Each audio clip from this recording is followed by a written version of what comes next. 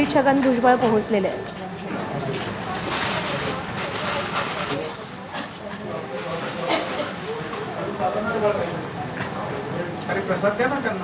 ABP माझाच्या कार्यालयामध्ये विराजमान गणपतीची छगन भुजबळ यांनी पूजा केलेली आहे आणि त्यानंतर आता त्यांच्या हस्ते आरती देखील केली जाणार आहे.